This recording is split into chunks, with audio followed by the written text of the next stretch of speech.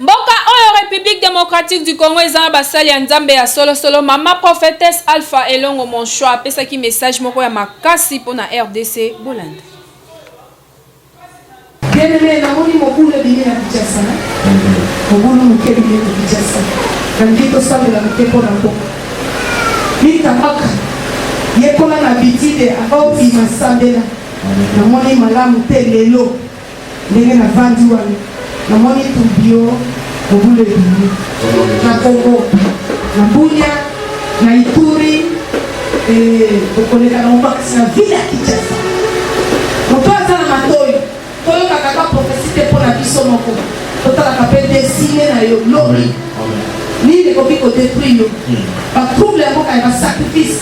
Okipo le kambeka à cause oyoka ka prophétie de l'orientation que de ko palela molimo sacrifice na côte nyonso, na programme nyonso, na niveau nyonso okitise satanise oyo batia